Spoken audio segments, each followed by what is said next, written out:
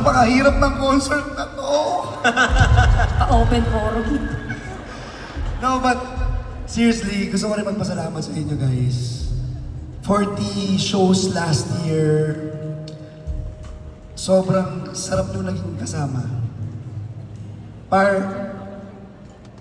Last year, ang dami ko ng message sa'yo. Actually, mas naging close ko si Casey din. Sa tour. At salamat. Alam niyo bang wala dapat concert na mangyayari ngayon na ganito? Si Casey kasi sobrang warrior. Ayaw niyang gawin tong concert na to. Dahil ang sabi niya, baka sawa na raw kayo sa kanila. 40? Tapos 40 shows. And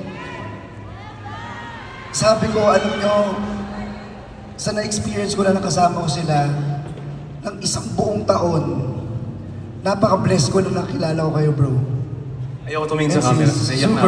Super, nakaka-bless. At napaka-bless din yung lahat dahil kung ano yung nakikita nyo sa entabladong to, sila yan. Sobrang generous. Kaya yung lahat ng blessings ay talaga namang patuloy na dumarating sa kanila. Kaya thank you bro, thank you Keys. Mahal na mahal ko kayo at ng buong team na nandito ngayon, the whole production team. Kaya kahit na anong kabaliwan na ginawa natin tonight, thank you rin Vision for trusting us. At hindi pa dyan nagtatapos ang blessing ninyo. Bro, dahil we made history. Last year, TJ, the first sold out na 3 araw dito sa Araneta Coliseum. And now, TJ and Casey, first time din na magkaroon ng 4 sold out na straight days here in Araneta Coliseum. Kaya gusto kong tawagin si Miss Irene El Jose and Miss Viana Forrest to award this award.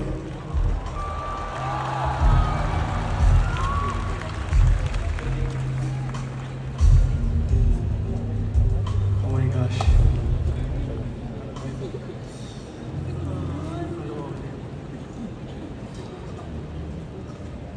Good evening, ladies and gentlemen. On behalf of the management of Smart Araneta Coliseum, we are happy and proud to present this plaque of recognition to TJ Monterde and Casey Tandigan. This award is given in recognition of being the first Filipino couple artist to stage 4 outstanding sold-out shows in a row for TJ Monterde and Casey Tandigan in between from February 6 to 9 at the Smart Araneta Coliseum. Presented by Smart Araneta Coliseum this 9th day of February 2026 in Quezon City, Philippines. Signed by Irene El Jose and Maria Victoria Araneta Forrest. Thank you po. Congratulations! Maraming salamat po. Thank you so much.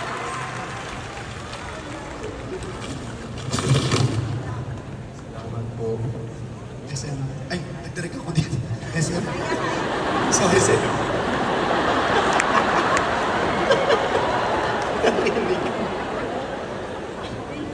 Thank you so much, ma'am.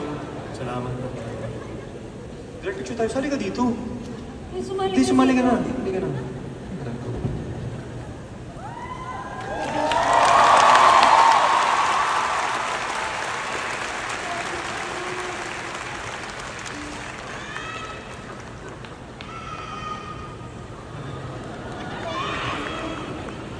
Guys, we did it!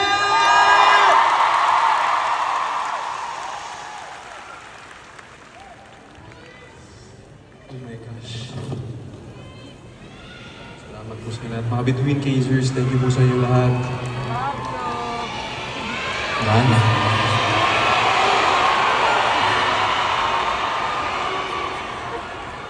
Sira kayo.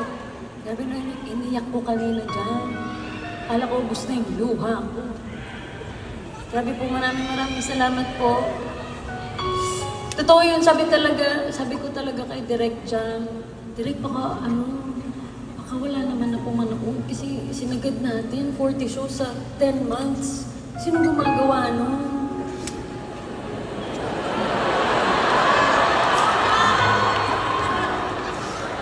Pero maraming salamat po. Sobrang, hindi na po namin kayo maintindihan. Pero grateful po kami. We're very grateful. Kasi again, if you ask me, did I ever imagine, did I ever dream, natutungtong ako sa entablado na to, kakanta na may mga nanonood sa Araneta Coliseum, I would gladly say yes. Pero, did I ever imagine for my dream to actually come true? Never in a million years. Sobrang hindi ko po inakala. Tapos, sobrang blessing pa that I get to do it with my husband. Sobrang, this could have been another person. This could have been another artist. But, God, you chose me. You chose us.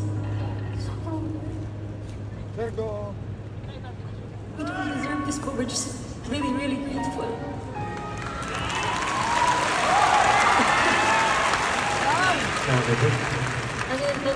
Ang tagal na po naming munti ka nang nag-give up. Magbubukas na lang dapat kami ng coffee shop. Ako, nag-aaral na po ako. Nag-aaral na ako ng coffee business kasi feeling ko, ito na yun. Pero, Wala. whenever we feel like giving up, God always sends us this little love letters to remind us na huwag kang sumuko. Hindi na palagi namin kinakwento ni TJ how different we are as people and as artists. But we also have so many things in common that we learned throughout the 10 years na naging asawa at naging mag-jowa kami, and then we became a married couple. Some of those things are eldest kami pareho, galing kami sa probinsya, lumipad kami ng Maynila nung walang backup plan. The only thing that was very valuable to us na meron kami nung lumipad kami ng Maynila, yung mga pangarap lang natin.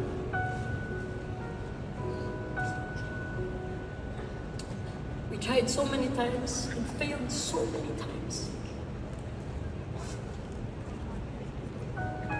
Pero pareho din kami na nanatiling naniwala that God has prepared something for us. Na meron nila ng Panginoon para sa aming dalawa. And that brought us through these 4 nights. And so, tonight, we just wanna encourage all of you. Sa'yo ng puso ko ngayon. Lagi akong tinatanong, ano pangarap mo? What's your dream? I never dreamt of this. Pero nandito na kami. Natanong kami at sinasabi sa amin, bro, you deserve it. Lagi kong tanong sa sarili ko, do I really? Kasi sobrang blessing ko. And gusto na namin i-share na if this can happen to us, it can happen to you too. So ngayong gabi, we'd like to ask everyone to think of that dream. That dream that you have in your heart. Kahit anong dream yan. It might be grand, it might be small, big, simple. A dream is a dream. You want to dream about business, you want to dream of becoming a doctor, you want to dream of going abroad, you want to dream of having a family, or simply dream of being happy. Peace. A dream is a dream. And yung mga wristbands na nasa kamay ninyo, let that be the representation of that dream. Tingnan niyo yung ilaw. Let that be your light tonight. And let that be your dream. Tignan niyo yung mga wristbands niyo. Just imagine. Ayan yung mga pangarap ninyo. Na kayang-kaya niyo pang maabot yan. Kayang-kaya pa. Pag binigay yan sa'yo ng Diyos at para sa'yo yan, para sa'yo talaga yan. What's for you will always find its way to you. So hold on to that dream. Look at that light. And tell yourself, declare to yourself, may all the desires of my heart come true. Hiraya